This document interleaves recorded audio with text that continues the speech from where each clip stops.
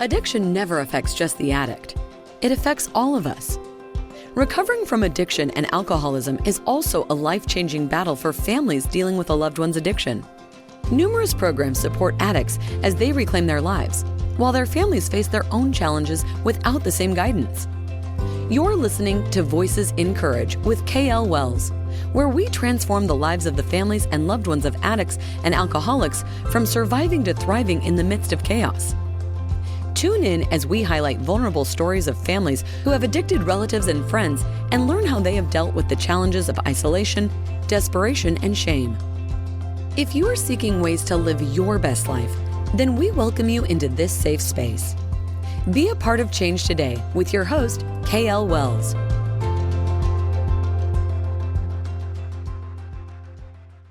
Well, we are so blessed to have this man with us today. I met him probably 3 or 4 years ago. He has spoken to several of my groups, and he is such an extraordinary man on this planet doing amazing work in terms of changing people's lives. And, you know, master's and PhD in psychology and 8 books under his belt. And I would say absolutely the last book that I love and adore, Life from the Top of the Mind, was immensely helpful in me navigating my journey in the midst of my son's addiction. And so it is on our book list. And so you get to meet Bill Crawford today, and I'm thrilled to have him with us. And we're going to have a very, I think, powerful conversation around grieving the shattered dream. So with that, I'm going to turn it over to you, Bill. Thank you, KL. By the way, I've loved working with you in your groups in that area in Eugene. Are you still in Eugene?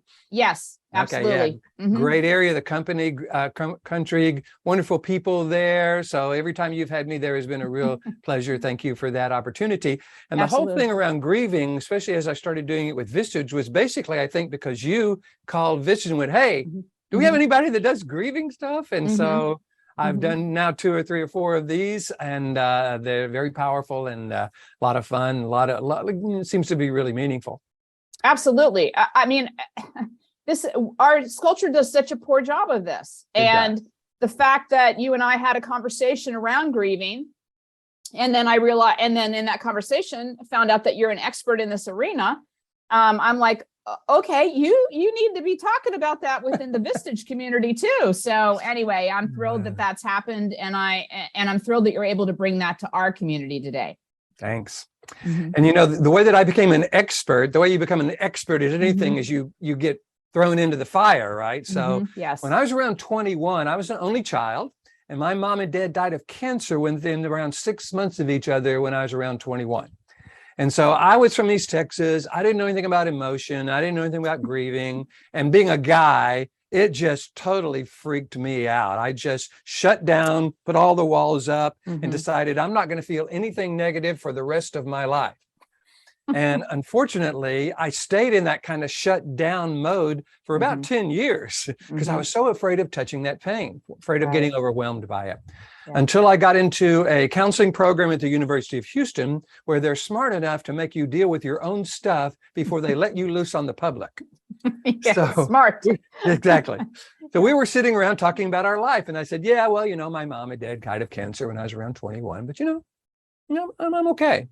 They went, whoa, what? And I went, yeah, but you know, stuff happens. You just got to move on. You got to pull yourself up by your bootstraps. They went, oh no. I said, Bill, if you're going to help people deal with this stuff, you can't blow it off like that. And I knew they were right, but I was so afraid of touching that pain. Right. Took me about 6 months to get finally courageous enough to touch that pain. And when you haven't cried over losing your parents in 10 years, when you start crying, you can't stop. Yeah. But for the first time in my life, it felt really, really good to feel really, really bad. Because it was the first time I touched the love I had for my parents in 10 years, because you can't touch love, it's too close to the pain. So now when I'm helping people deal with grief, I call the tears liquid love. It is a behavioral manifestation of how much we care. But unfortunately, as you're right, our culture sees it as breaking down, falling to pieces, losing it, becoming a basket case, very pejorative terms. Mhm. And I say our Western culture, some of the Eastern cultures and the Mediterranean cultures they just dive right into it and are much Mhm. more open to that. But yeah, Yeah. we see it that way. So it's become a specialty of mine because I experienced it and went through some transformation. And in Mhm. that transformation, I stumbled across a gentleman by the name of Ken Moses, Mhm. psychologist up in Chicago, who's come up with the concept of grieving the shattered dream. Mhm. And he works with parents who've lost a child. So you can imagine the shattered dream that Yeah. goes with there. Yeah. And it's a really great concept because he says, which really resonates with me, often the intensity of the grief isn't just about what we've lost. It's about Mhm. what will never be as a result of that. Mhm. And since we all have dreams about our kids and relationships and jobs and pets and life, and they're always perfect, then when they get shattered, Mhm. that makes that grief more intense. Mhm. So in trying to help people come to some sort of understanding of the process, number one, the whole concept of grieving a shattered dream seems to resonate with people. And then the idea of looking at it as a process that is designed to help us move from kind of the past to the future, from inaction to action, from shattered dreams to more purposeful dreams, but it's Mhm. supposed to be helpful. Mhm. So I think the challenge is to look at all the ways we find ourselves feeling grief. Mhm. Elizabeth Kubler-Ross goes into the 5 stages of, denial, anger, bargaining, depression, acceptance. Mhm. And that was good when it came out because it Mhm. normalized the process. Right. But if anybody's ever done any grieving, you don't go from this stage to this No. stage and then wind up in acceptance. Well, that was Right. good. It's like Yeah. Yeah. go one and you go back to the other and then you repeat it and you come. So Ken Moses, he took the 5 stages of grief and came up with what he calls 7 feeling states of grieving. Hmm. And he talked about how each of them serve a purpose. Mhm. So denial and shock is designed to kind of have us be able to step back enough so that we're not totally overwhelmed by it. And Right. it's designed to kind of give us a moment to marshal external and internal resources so that Mhm. we can kind of step into the process. Mhm. But then he talks about sadness and tears as a natural, normal, healthy Mhm. process. And I think that's the challenge that we have to recognize is, people talk about grief being a wave of emotion. Mhm. Driving down the road, all of a sudden a wave of emotion washes over me. Mhm. If we'll treat it like a wave, because if we're in the ocean and here comes a wave, if we dive into the wave, Mhm. we come out on the other side. Mhm. So, but if we fight the wave Mhm. will take us and throw us on the floor of the ocean and roll us around. So Yeah. one of the things I encourage people to do is after they kind of recognize the grieving the shattered dream component Mhm. is to be able to discern what aspects of grieving are helpful that I want to kind of feed and what aspects of grieving do I want to maybe minimize so that because they're not very helpful. Yeah. And I kind of move them into a process of figuring that out. Yeah. Well, I love that you touched on courage and that love, deep love, is inherently present with grief. Mm-hmm. And you can't have one without the other. Right. And the transformation that takes place. Now, I believe both of us are talking about a transformation in terms of a higher evolution for ourselves through the process of grief. And so yes, so this is a very powerful conversation. I was talking about this morning with Patty, and I said, the day that Sam was arrested and I stood on the sidewalk and watched that whole thing take place in front of me, I literally was very aware.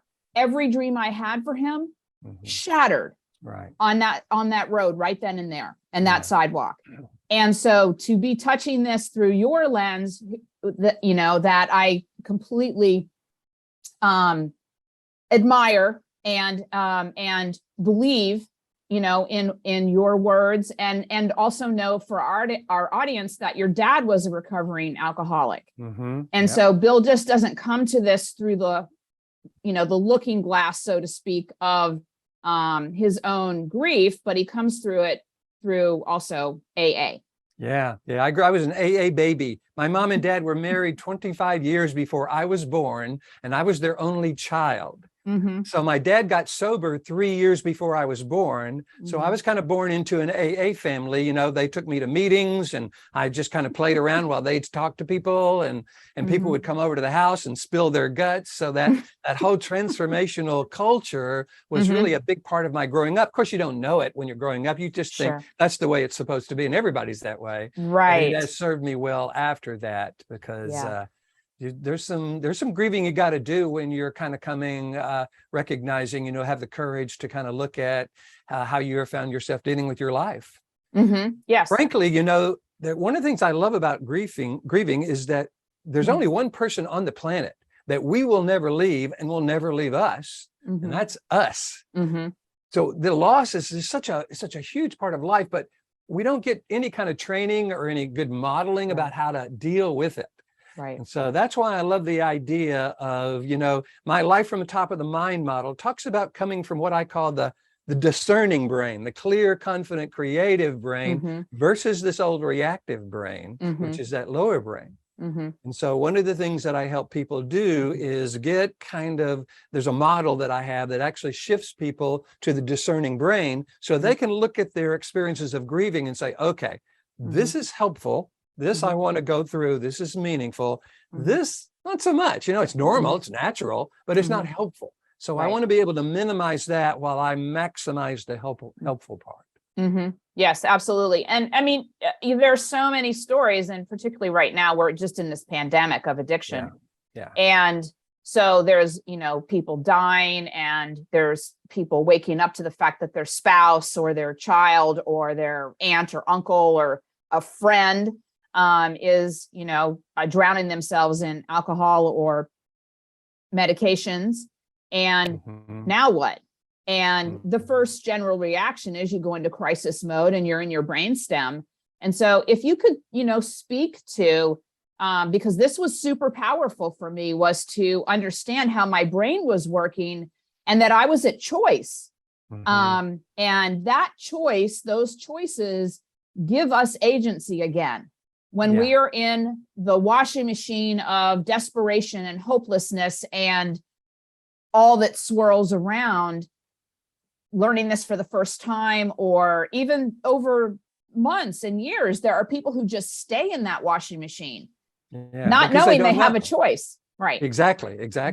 Yeah. So basically, I talk about 3 parts of the brain. The brain's very complicated, but rather than get into all the parts of the brain, that do everything, I want to get 3 parts. What I call the top of the mind is the neocortex. The lower brain down the back of the neck is called the brainstem. That's where our fight or flight responses are kind of triggered. And the middle brain is called the limbic system. And it's that middle brain that's the really interesting brain, because that brain acts as a gatekeeper, or in today's terminology, it acts as a scanner, a processor, and a router. So great way to look at it. Yeah. It scans incoming data, and the data could be, I've lost someone close to me. It could be my son or lover or husband or wife is addicted, whatever it is, but it's some sort of data. Unfortunately, this middle brain isn't very smart, and it's working with old software. So it has a tendency to interpret almost anything negative as dangerous, and throws us into the part of the brain, the lower brain, that's designed to deal with danger. Because the way it's kept us alive as a species over our evolution of us as a species has been to keep us worried and anxious and on guard and alert, by using anxiety and fear and worry to keep us safe. So unfortunately, it's still in this worry keeps us safe. Anxiety keeps us safe. Like if you're not anxious, you're in trouble because something's going to sneak up on you. So it has a tendency to misinterpret negative situations as dangerous, throws us into the part of the brain that's designed to deal with danger. This is where we get angry, stressed, frustrated, annoyed, resentful, depressed, anxious, all those emotions that are totally understandable, but they're all lower brain stuff. Because we can't deal with life from those perspectives, when we try to deal with life from this lower brain and we're not very effective, we get re-triggered. And so the middle brain goes, whoa, well, now you're not even very effective because you're so anxious. And it throws us back into the lower brain, and we get trapped in this cycle of reaction and misinterpretation. And a lot of people don't know that's going on. They think the situation itself is making me feel bad, and I've got to change the situation before I can change how I feel. Exactly. But a lot of times that's just not an option. You know, someone has died or someone is addicted. There's a reality out there that we can't do anything about. And we've got to be able to kind of make sure we're coming from the most effective, clear, confident, creative, compassionate part of who we are in order to be able to help anybody in our family or help ourselves or deal with the situation effectively. Yeah, which was so powerful for me to learn. And so now take that learning and apply it to the grieving process. I will. By the way, something just popped into my head that I want to kind of congratulate you and your group for turning me on to. I remember doing my presentation to your group, and someone said, Bill, have you read The Body Keeps the Score? Aha. And I went, no. And they go, oh my God, you're going to love that. So of course I got it. And Great. I have underlined every page. You know, it's just like an amazing book. So anybody who's ever dealt with any kind of trauma or knows anybody who's ever dealt with any kind of trauma, it's a wonderful book. It's become the Bible, I think, about how to help people deal with trauma, because it talks about how trauma rewires the brain, because this middle brain goes, trauma, well, we don't want that to happen again. So it keeps bringing it up again and again, thinking it's keeping us safe, when the reality is it's just re-traumatizing us. Right. So for those of anybody out there that wants to have an understanding of how trauma affects the brain and some wonderful ways of dealing with it, because it fits very nicely into, you know, the Life from the Top of the Mind system, then I would really highly recommend that book. Great for bringing that up. That's a brilliant book. Now, I forgot the question you asked me. Oh, love you. Now that we've gone through some how the brain works, take that knowledge and apply it to grieving the shattered dream. Okay, great. So really what we've got to be able to do is, number one, understand that our guilt, our anxiety, our anger, our resentment, our fear, our worry, our depression, our tears, all of that is just totally normal. This is not our failure to cope. This is not what's wrong with us. It's totally normal. Right. And some of it's going to be helpful and some of it isn't. So we want to be able to dive into that wave in a way that's helpful and minimize that fear, guilt, shame, anxiety, depression, anger stuff, because, well, the anger sometimes can be helpful because it can kind of move us into action. But the rest of the stuff is generally not very helpful. We start either beating ourselves up or, you know, blaming God or whatever it is, where you just really get into this kind of reaction. Well, and a lot of people, you know, looking at some of the Facebook groups that are out there, people are losing their homes. They're devastating themselves financially. Yeah. They're in constant, like they're following their kids around, or they're doing all these crazy things to control the situation to the point of, losing their health, losing their stability, and losing their lives, actually, really. So yes, it gets quite dire for people who do not understand how this works. And so what's the pathway to maximizing the things in grief that are really good to lean into and minimizing the things that we really do need to let go of? Okay. So it's basically a 5-step process, and it starts with making sure this upper 80% of the brain is in charge. So it's, how do I get the top of the mind to regain control from the lower brain? Well, since the lower brain controls breathing, then breathing can be a great way of beginning the process of coming from the top of the mind. So whether it's box breathing, 4-4-4-4-4, or just using the 4-4-4 method, or inhaling and saying something on the exhale, whatever it is, if you'll breathe purposefully and slowly, and actually count while you're doing it, since there's only one part of the brain that can count, it begins to have the upper brain kind of regain control from the lower brain. It's a great place to start. Yeah. And so I just want to give an explanation point on the counting part. Yes. Because we hear so much about how breath work, really helps us shift and so on and so forth. But when I heard you say that, I was like, brilliant.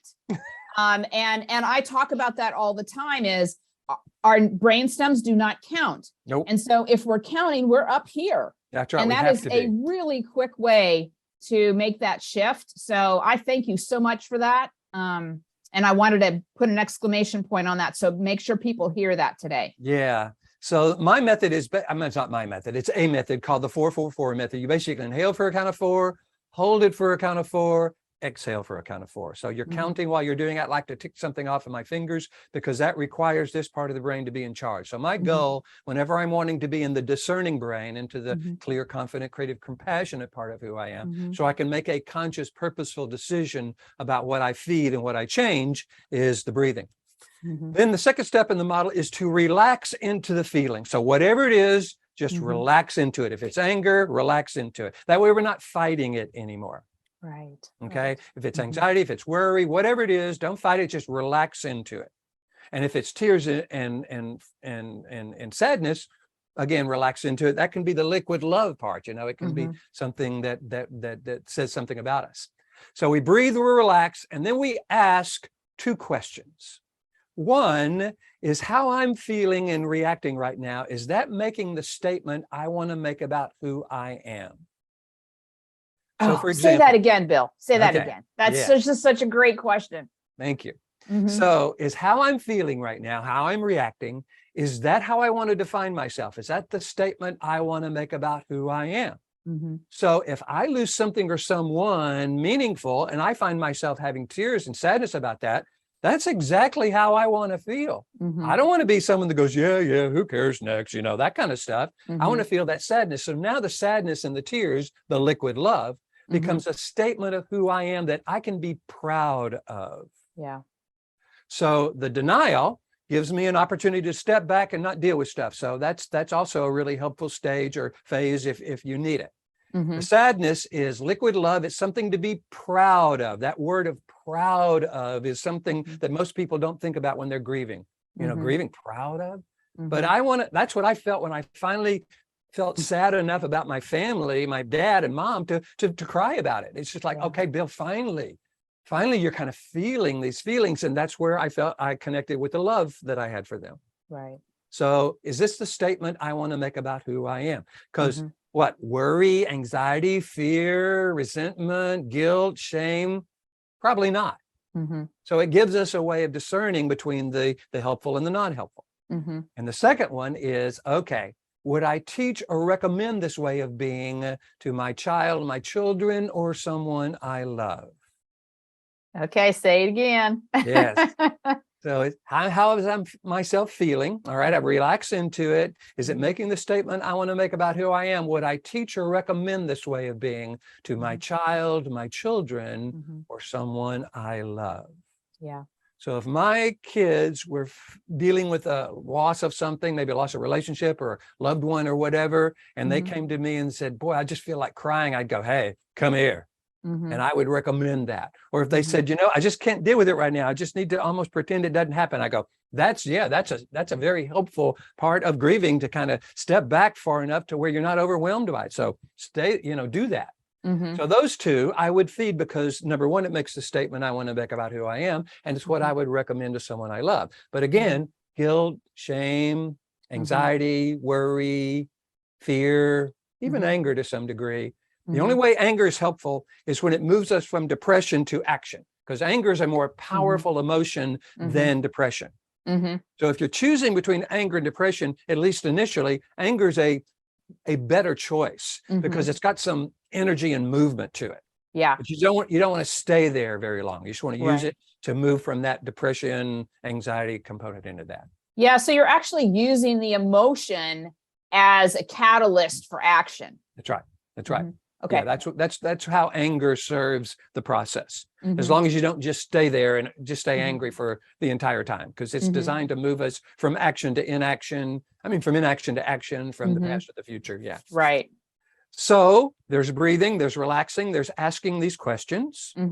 Now we say, okay, I know that sadness and tears and even denial and maybe anger sometimes is okay. This is how I want to define myself. So what does that look like? So you want to imagine being the way you want to be.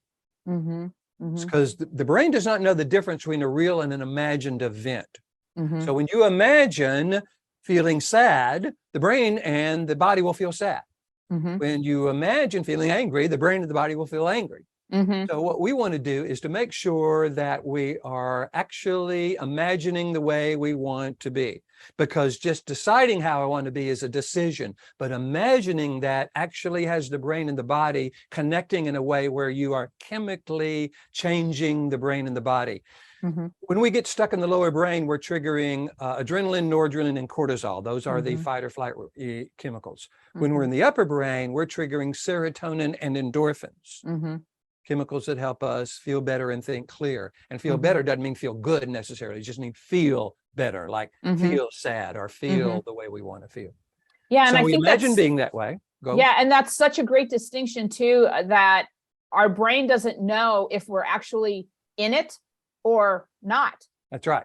And so that is super powerful also, is in those moments. I know personally, when I've gone to worry, I would take my little brain and I'd go backpacking There you to go. spots that I've been that are beautiful and calming and center me back up. Yes, With centered. That's really good. Mhm. You want to think of yourself as centered, Yes. You're kind of an Aikido master, and you're centered and you're focused. Mhm. And here comes life, throws you a punch, and you go, well, goodness gracious. And you Mhm. kind of take it and you go with it. So that Mhm. centered is great. Mhm. Plus, the idea of being able to imagine how we want to be and have the body change chemically as a result of that Mhm. puts us in a very influential place in terms of our mind and body. There is a nerve that connects the mind to the body. It's called the vagus nerve. Mhm. And the vagus nerve goes all the way through the body. The vagus in Latin, I think, means wandering. So it's kind of goes to our heart and our lungs and our muscles and our Mhm. gut and everything. Yeah. So when the brain tells the vagus nerve that we're in danger, it goes into the sympathetic nervous system reaction, which is fight or flight. But Mhm. when the brain tells the vagus nerve to relax, it goes into the parasympathetic reaction, which is that calming down and more purposeful way of being. So Mhm. it's that using the imaging of here is how I want to be, and here's what that looks like and feels like, Mhm. so that I am holding an image of how I want to be. Every once in a while, I'll be just doing something and some terrible image of someone I Yeah. love will come into my mind just Mhm. from everywhere, like some car wreck or something. And I Mhm. literally go, "Brr." I just literally shake my head and dismiss it. And then I Mhm. go on what I'm doing, but I don't Mhm. worry about it and I Mhm. don't feed it, because I Mhm. know that if I do that, see, it's my middle brain thinking, okay, well, Bill, you're just not worried enough here. You need to be worried about something. Right, right. And that's not the Well, and statement I that's want such to a make great about. thing too, Bill, because we all have these random thoughts that I just show know. up. And then most people tend to give them energy. And it's like, oh my God, stop, time out. Yes. It's just a Yes. random thought.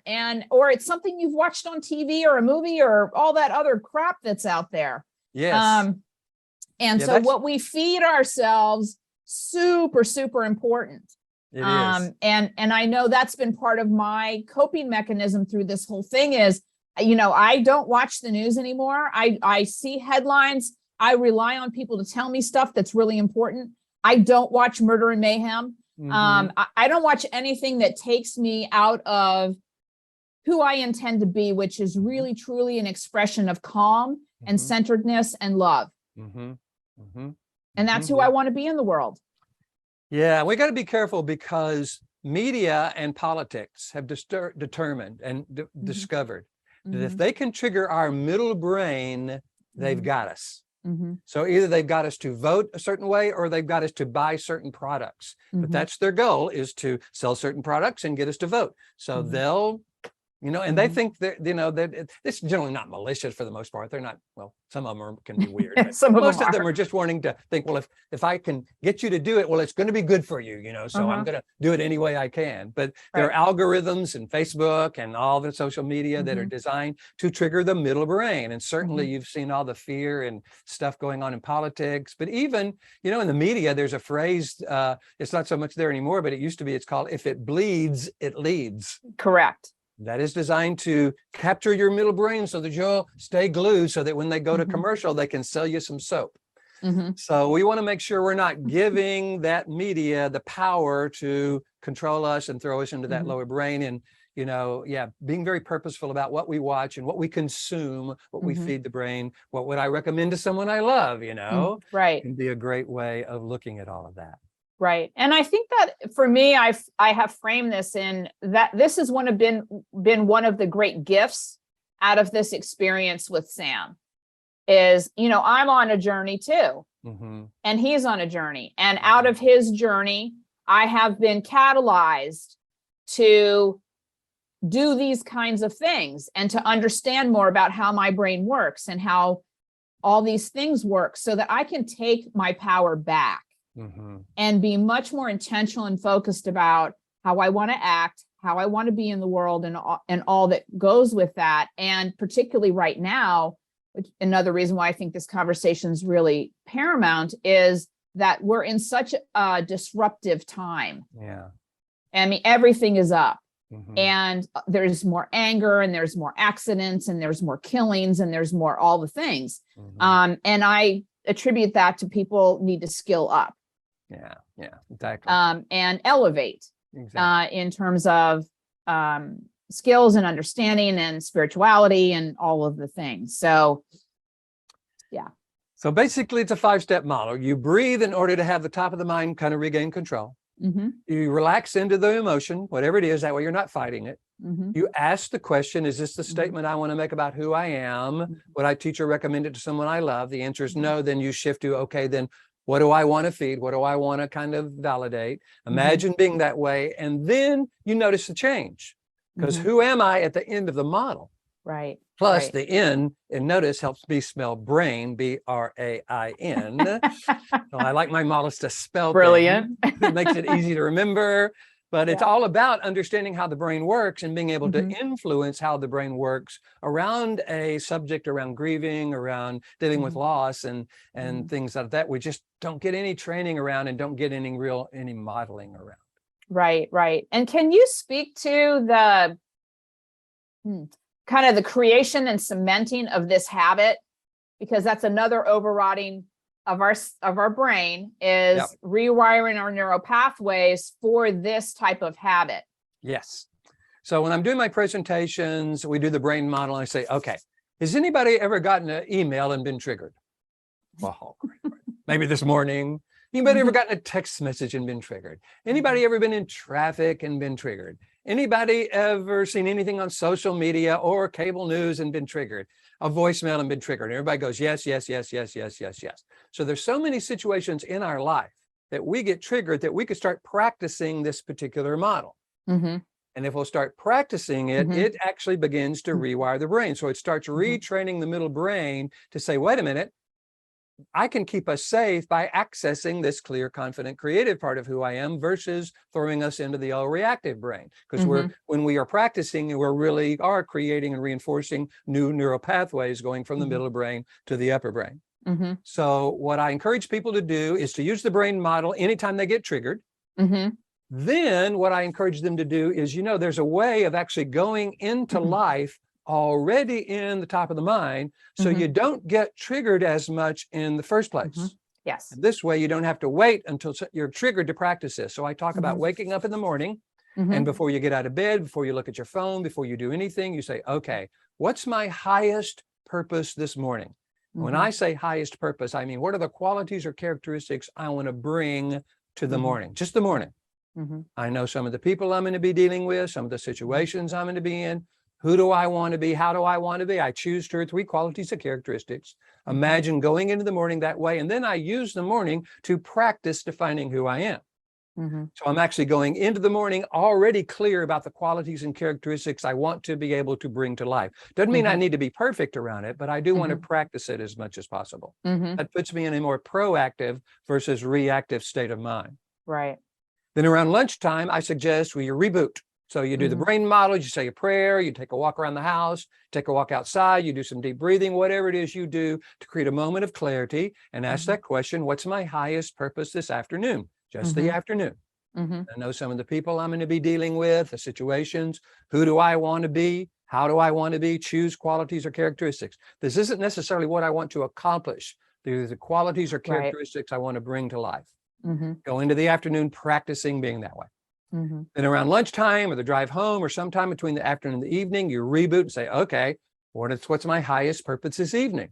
Who do I want to be with the most important people in my life, you know? So you don't just go into the evening kind of on autopilot or exhausted from the day. So it's a way of going into the morning, into the afternoon, and the evening, already in the top of the mind. And I encourage people to do that for 21 days in a row, because what that will do is that will actually begin to rewire the brain, because they say it takes 21 days to change a habit. Great. Awesome. Yes, because what I think most people don't understand that it takes intention and practice to create a new habit. That's right. You know, and you just don't do it once and then, oh, it's there. It's just like learning how to ride a bicycle. You didn't just ride it the first time out of the box. Yeah, that's a great analogy. You know, they have something called a backwards bicycle. If you Google it, it's a hoot. Okay. And when you turn the handlebars this way, the bicycle goes that way. And when you turn the bar this way, in other words, it's opposite. So when you first get on it, because you're used to doing it, you can't do it. But if you'll practice and practice, and they show people practicing, and finally the brain kind of flips. Yes. And now I can ride it. But then when they try to ride a normal bicycle again, they can't ride it because the brain has changed. So, you know, I always tell people we're always practicing something. There is no neutral experience. We're either reinforcing a lower brain or upper brain perspective. Why don't we practice the statement we want to make about who we are and what we would teach or recommend to those we love? That puts us in a much more purposeful way of dealing with whether it's grief or just, you know, getting in a car wreck or losing our job or anything that happens that's negative. We're keeping our middle brain from interpreting it as dangerous. Now, if it is dangerous and we need to run from it or fight it, then the middle brain's great. But there are very few of those situations in our life. So it puts us in a more purposeful, powerful state of mind. Yes. And I do believe that, you know, a large piece of your work, my work, is giving people permission to step into their power. Absolutely. Absolutely. In fact, there's a second, you know, my book has three components to it. The first part is called the brain model, and that's how to shift to the top of the mind. The second part actually spells power. So there are another 5 steps to work with in terms of actually beginning to rewire the brain. And the third part of the book is, okay, now that I know how to get to the top of the mind and stay there, how do I get other people to get to the top of the mind? And that's the different seminar. Yes, and we'll actually be talking about that in the second part of this series that we're going to do with you. Is how, I mean, this is I think one of the $64 million questions is, how do I talk to my son or daughter who is in dealing with the disease of drug addiction? How do I talk to my spouse who has relapsed after 20 years of not drinking? You know, how do I talk to my parents? You know, all of those things, because I generally think most people are at a complete loss, because what we want to do is tell them to change. That's right. Step out of it. What are you thinking? What, yes. Don't you know how bad this is? What are you doing?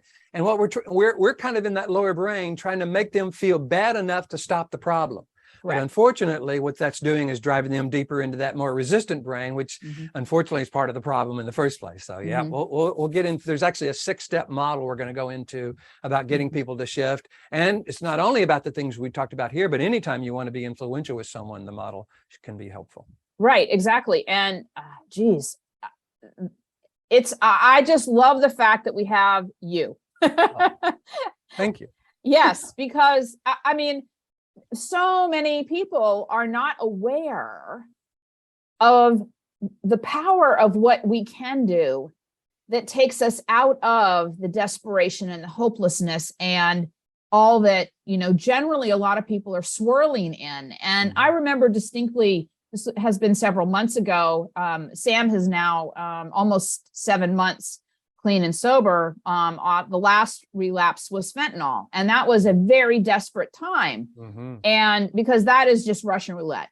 Yeah. And so we hit a point in our journey where Patty just said, I don't have any hope. Yeah. You know, and I'm an eternal optimist. And so I chose to be who I am, which is I held the space for her to hold that belief until she was ready to shift it. Yeah, that's a protective thing, when people give up hope, Yes. it's like, okay, I've been hopeful and I've been disappointed, and I've been hopeful and I've been disappointed, and I've been hopeful, and just I can't go through that anymore, so I'm just going to stop being hopeful. Unfortunately, that's kind of a resignation thing. It's understandable, and you let that person feel that, because you're not going to tell them that, well, no, you should be hopeful. You're not going to make them hopeful until they were ready to, okay, all right, okay, maybe I can have a little hope, kind of move into that just a little bit. But yeah, it's a brain gets real protective in that way, and sometimes it's helpful and necessary, because it keeps us from being so disappointed. We just want to make sure that it's defining who we are and something we would recommend to those we love. Right. And just one last thing before we wrap this up is that the ups and downs of the emotional roller coaster of this journey, I think of all the journeys that I can think of, this is the one that has that highs and lows, could be in rapid fire. And, I remember one of the times when Sam had been relapsed, and he finally decided that he would go back into rehab again. And, we're like, yay. And then that night he jumps the fence and, goes back out into the darkness again. And we go, oh, crap. And so in those moments, I was like, okay, I'm taking my emotional setback. Right. I have absolutely no control over what he's going to do. And so I was rewiring and working what you talked about, and just this notion that, every relapse is a step towards clean. And that was the mantra for me. And although we all know, somebody can pass away from this disease, of course, I held the mantra that every relapse was a step in the direction of clean.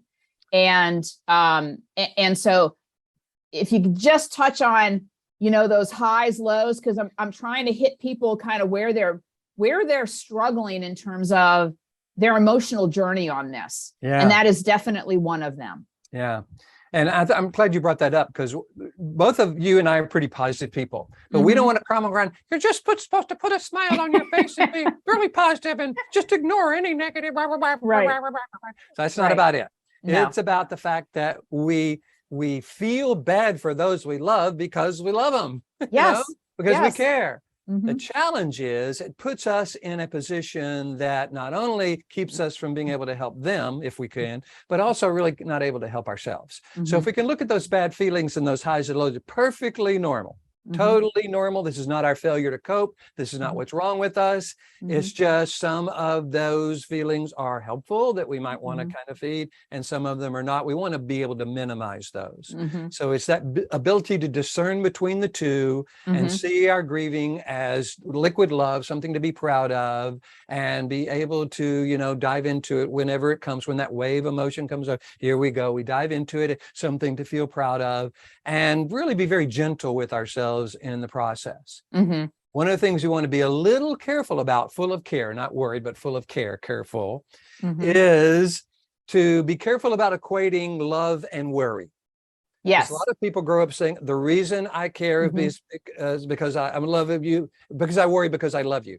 Right. And unfortunately, now we've got love and worry totally tied together. So, there's a phrase I heard that says, sometimes people don't change until it becomes too painful not to. Yes. And so when someone's going through that addictive process, sometimes it just has to get too painful. And that's why, what is it? They say about the third rehab is the one that really may take, because the first one, just because someone told me to, or I'm supposed to, I'm in rehab, but as it goes through, so we got to be willing to let people have their pain. Yes. Because that might be the flip for them. That might be okay. This is just too painful. I'm going to do something about this. That's one of the things I love about AA. They don't tell you you're supposed to stop drinking. They say, hey, whenever it becomes too painful and you want some help, you give us a call and we'll be there. But we're not trying to convince you of anything. We're gonna be there for you. And when you're ready to move into that process. Yeah. So roller coaster, real normal. And sometimes people need to feel really, really bad in order to be motivated to change. Right. And we live in a culture generally where parents are trying to save their kids from feeling pain and suffering. Yeah. And so, flipping the script about what our job is, from protecting them, to actually walking the path with them when they feel the pain and the suffering. Yeah. Have you heard the phrase, we moved from being helicopter parents to lawnmower parents? So the helicopter parents is we're hovering, the lawnmower parents is we're preparing the path for the child versus the child for the path. Mm-hmm. And so it's that, I've got to make sure it's all good and there's no potential things here. And so you go, no, that's not going to be life, So once they get past that path, well, then what do they do? So it's that, right. Holding an image of them at their best. That's one of the things I always help people do when they're dealing with someone who is really angry or upset or using or whatever. That's who they are when they're coming from the lower brain, but it's not who they are at their best. So you always want to hold an image of their best. And when we get back together next time, I'll show you how to reach for their best when you're talking to them. Awesome.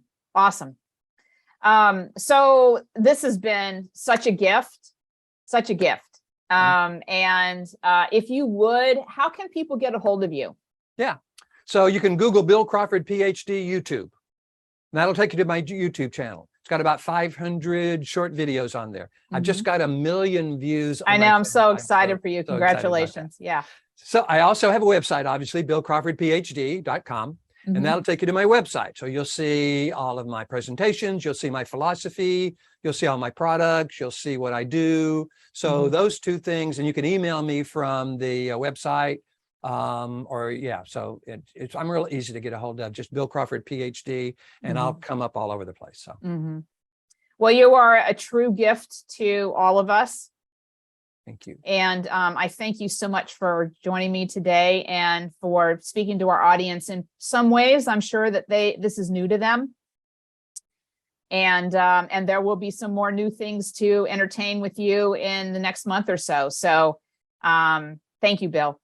My pleasure. Thanks for the opportunity. Looking forward to getting back with you again and diving into that next part about how we talk to folks around that. Great. Thank you.